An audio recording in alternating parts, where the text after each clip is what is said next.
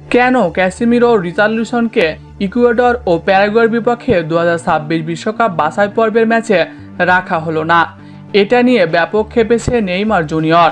এবার দারিভালকে দল থেকে সরাসরি বাদ দেওয়ার কথা বললেন ব্রাজিলিয়ান এই সুপারস্টার।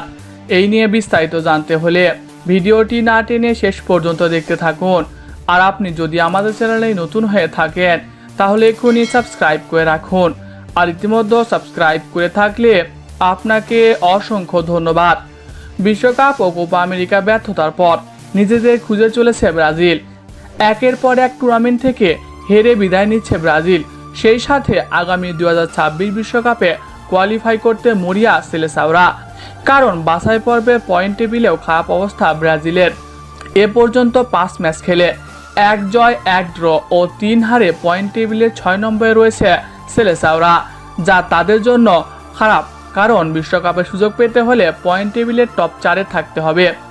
এছাড়াও 5 নম্বরে থাকা দল এশিয়ার কিছু দলের সঙ্গে কোয়ালিফাই করে বিশ্বকাপ যেতে পারবে। আপাতত সেই তালিকাতেও নেই ব্রাজিল, কিন্তু ভয়ের কোনো কারণ নেই। কারণ ব্রাজিলের সামনে অনেক ম্যাচ রয়েছে। সেই ম্যাচগুলোতে ভালো করলে ব্রাজিল সরাসরি বিশ্বকাপ খেলতে পারবে। তবে এখানেই বাধে বিপত্তি, কেননা 2026 বিশ্বকাপের জন্য 23 সদস্যের দল ঘোষণা করেছে দারিভাল। যে স্কোয়াডে রাখা হয়নি ক্যাসিমিরো, রিচার্লিসন, গ্যাব্রিয়েল জেসুসের মতো তারকাদের। অন্যদিকে আগে থেকেই ইনজুরির কারণে দলে নেই নেইমার জুনিয়র। এখনও ম্যাচ খেলার জন্য ফিট নয় তিনি। এর ফলে এ দল নিয়ে বড় কিছু আশা করতে পারছেন না তারকা খেলোয়াড় নেইমার। এই নিয়ে নেইমার জুনিয়র বলেন, দারিভাল কি দেখে এই দলটা ঘোষণা করলো আমি বুঝলাম না। আসলে তার মাথায় কি চলে সেটাও বুঝি না। আমি বেশ কিছু খেলোয়াড়কে দলে রাখতে বলেছি, সে সেটাও করেনি। আমাদের উচিত 2026 বিশ্বকাপকে সামনে রেখে পরিকল্পনা সাজানো। দারিভাল আসলে কি দেখে এই দলটা দিল আমি বুঝলাম না। কোনো দলকে এখন ছোট দল ভাবার সুযোগ নেই।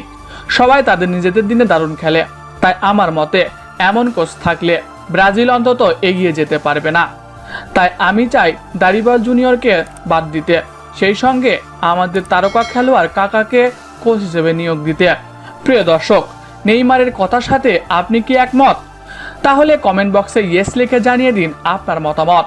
এছাড়াও খেলাধুলার সকল আপডেট সবার আগে পেতে হলে আমাদের চ্যানেলটি সাবস্ক্রাইব করতে ভুলবেন না। ধন্যবাদ সবাইকে।